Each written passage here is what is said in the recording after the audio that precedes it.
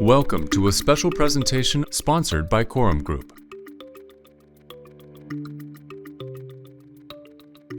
Hi, I'm Tim Goddard, EVP of Corporate Strategies at Corum. Now, every year here at Corum, we leverage our unique vantage point in the marketplace to develop the top 10 disruptive trends that we see driving deals. We take the thousands of interactions with tech companies through our educational conferences, the research for events like this one, as well as the thousands of conversations that we have with buyers for our clients, and we synthesize it into the leading list of its kind every year. These are the trends that you want to understand as a CEO considering the tech M&A market today, or as a buyer seeking to make acquisitions, because they are shaping the tech M&A environment. Now, one of the reasons we continue to see such extraordinarily strong tech M&A in the last year, even with the somewhat chaotic economic news, is that the sheer amount of disruption happening creates the change that drives strategic imperative for buyers. Properly positioning your company in relation to this disruption is critical to getting the true value of your company. Well-positioned companies get sold. So, let's take a look at our top 10 disruptive trends for 2023. As in the past, our foundational trends are those that are changing things at a core level of society, technology, or the economy, while functional trends describe how that disruption is playing out in specific markets and technologies. So, let's dig in. People-centric productivity remains our leading trend. At a basic level, that's what software is all about, and now perhaps more than ever. The changes in employment patterns sparked during COVID seem to be holding up, with unemployment still at historic lows and worker shortages continuing to be a fact of life across the globe. AI was supposed to put everyone out of a job, but even with advances, that has not happened. The individual worker is more valuable than ever, wielding AI and tech to become more productive than ever. This is driving demand for tools that enable companies to attract, retain, and empower employees at every level. Now, this has the most relevance, obviously, for human resources deals, and both 2021 and 2022 set deal volume records in that space. Here at Corum, we definitely saw an uptick in HR deals, including reference checking platform Vitae, acquired by SureSwift Capital, and analytics platform People Insight, acquired by Higher Road.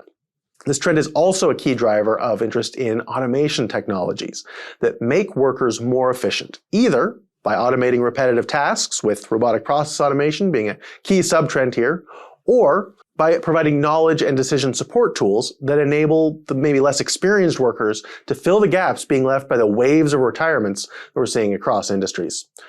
Vertical software companies with these capabilities in particular should be looking at today's tech M&A market. Composite Commerce remains a key driver of tech M&A. Today's consumers have more options than ever when it comes to how they get the things they want, whether groceries, apparel, or food from their favorite restaurant. Do you go inside? Curbside pickup, delivery, through an app or on the web, maybe by text or even an old-fashioned phone call. Do you go direct, or maybe do you go through an app or an exchange of some kind? Every business selling to consumers has to consider all of these angles, and that's becoming more and more true in the B2B sector as well. Now, in addition to the technology and services enabling digital transformation across retail, like Corum Client Retail Consult, acquired by Gyrus Capital, we're seeing significant interest in customer experience management tools that ensure a uniform and seamless interaction regardless of the context. Corum Client SolveMate, acquired by Dixa, enables and enhances customer support especially for e-commerce companies, while Better Branches, which we sold to Embrace Software, focused on unifying that customer experience at credit unions over both video and in-person visitor management. Meanwhile, software companies continue to find that enabling and controlling the digital flow of payments across all of these channels is a way to both drive revenue and create value for their customers as well as their customers' customers. Now, Actionable Analytics. This is a broad term for the variety of technologies that play a role in harvesting the massive amount of data being created at every moment and then turning that data into not descriptive visualizations and dashboards, but rather prescriptive decision support tools that enable faster, better decision-making up and down the corporate ladder. These are not usually going to be generic analytical tools, but they tend to be embedded in the platforms that can access the data necessary to run the numbers and point to optimal actions, as well as the supporting data management technologies that underlie the entire data infrastructure that make these advanced analytics possible. Corporate performance management is a relevant sector here, headlined by the $1 billion take-private of Anaplan by Thoma Bravo at a 16 times revenue multiple. But you can see the principles here driving deals in every sector.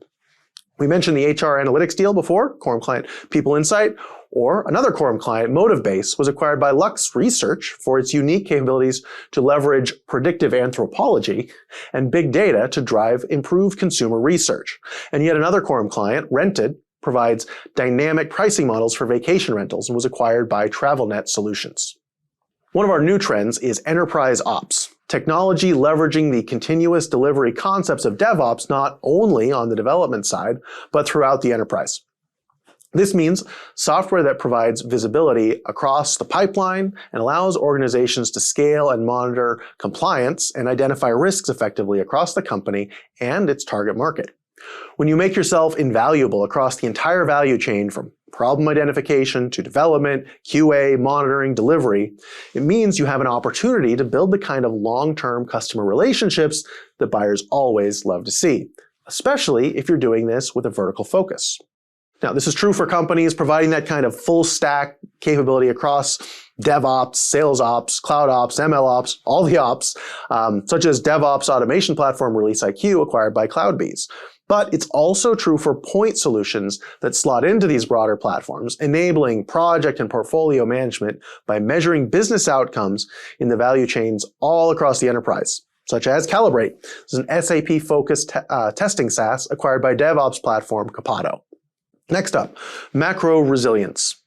Whenever you hit uncertain economic times, you're going to see a certain amount of reversion to the mean when it comes to what buyers are looking for. The good news about today's tech M&A market is that there's a huge diversity of buyers with different priorities, but we're definitely seeing the medians shift a bit, from growth to profits, and also towards some of the more boring, stable markets like defense or government, such as Corum Client Caseload, which makes software for appellate justice agencies acquired by Valaris. Buyers are always seeking mission-critical software, but certain markets are themselves more mission-critical than others. It also means countercyclicality becomes more important not only for markets, but also for technology. Software platforms that demonstrably help customers drive efficiencies and succeed in both boom times and the lean times will see strong demand. Additionally, an increased focus on profits means more opportunities for profitable services business models, which brings us to our next trend, focused managed services. This is the prism through which most buyers are seeing services deals these days, going after both the predictability of recurring revenue and the long-term relationships, as well as the deep specific domain knowledge that makes those customer relationships possible. This can be a focus by sector, like our sale of cybersecurity services provider Creative Breakthroughs to Converge Technologies, or it can be by ecosystem, such as the sale of our client Vitasi, a leader in the IBM Maximo space, to Bentley. Or it can be both, in the case of Retail Consult, which narrowly targets Oracle implementations in the retail space. Generally speaking, it's easier to sell a hammer than a tool chest, so this kind of focus can definitely drive buyer demand. But I would add that aforementioned increase in attention to profitability means increased interest even for generalist managed services firms with predictable, recurring revenue and strong overall metrics. I'd also add that we're seeing strong demand for these sorts of services companies in the healthcare space. And that brings us to our next trend, the health tech continuum. Traditional inpatient health systems need a unified view of patients across the continuum of care, both before and after they enter the facilities, while outpatient providers of all kinds need comparable capabilities, often purpose-built for their practice area. So, providers of healthcare technology continue to work to fill gaps across the continuum of care while enabling the value-based care model. And so the software and related technology companies driving those initiatives forward are seeing demand. That's what drove Alpha 2's acquisition of Health eFilings, a Corum client and clinical data analytics provider. It's also what drove deals that Corum did in deeper healthcare niches, like McCready Group, a leader in pharmacy software for researchers and clinicians, acquired by Cordance, and Breaking Free, a leader in behavioral health software for addiction recovery, acquired by LifeWorks. And it's not just the US either. We recently sold Latvian health tech leader Bluebridge Technologies to Everfield Software.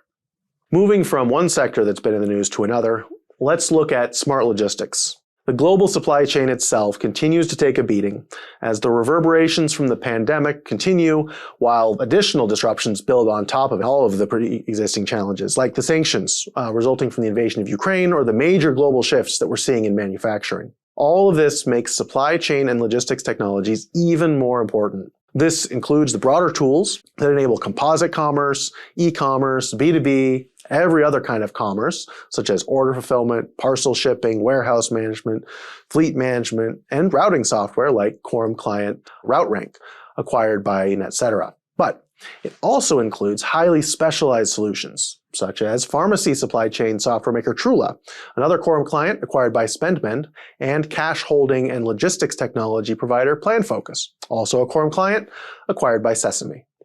Next up is the RegTech Systems trend. We've profiled this one in the past, but it's been driven back to prominence, especially by the rise of new environmental, social, and governance, or ESG, requirements and regulations that are going into effect worldwide. We were already living in a world where regulations were getting to the point where compliance was really only possible by way of technology. And now that regulatory bodies know that this sort of automation is possible, well, more and more of it is being mandated either directly or indirectly.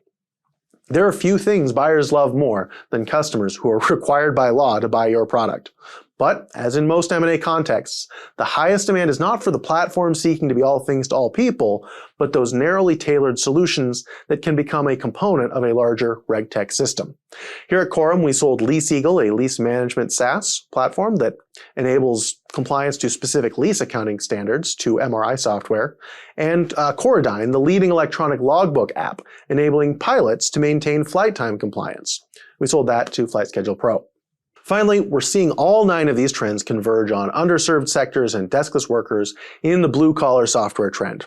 From the deep vertical niche software that is in huge demand from private equity funds of all sizes, to broader segments like construction, ag tech, energy, and manufacturing, the digital transformation sweeping the blue-collar sectors continues to be one of the key facts of life in tech M&A. Here at Corum, we had examples of both. There were deals in these broader blue-collar markets, like selling iConstruct, a provider of building information modeling software for construction that went to Hexagon, or via Information Tools, a manufacturing execution system sold into TA Associates' new manufacturing tech platform, Advantive. But we also saw deals in narrow niches, for example, selling Asparel, a leader in loyalty tech for gas stations and convenience stores, to PDI. Understanding these trends will better enable you to understand the tech M&A landscape, whether you're considering buying or selling. I'd encourage you to attend the various tech market spotlight events hosted by World Financial Symposiums, with quarterly updates looking at health tech, blue-collar software, composite commerce, logistics, and other key sectors. And discussion of these trends is a key component of the Merge Briefing conference that Corum hosts regularly. I hope to see you at one or more of these events in the near future. Thank you very much.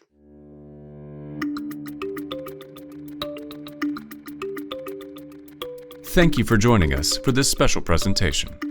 If you have questions, be sure to email us at info@corumgroup.com. Or if you have a topic you'd like to see covered, please let us know. This webcast will be available at Corum's website, corumgroup.com, after the rebroadcast in 1 week. Please join us for one of our live M&A educational events in your area. We strongly encourage you to attend. The better educated you are on the M&A process, the greater your chances for an optimal outcome.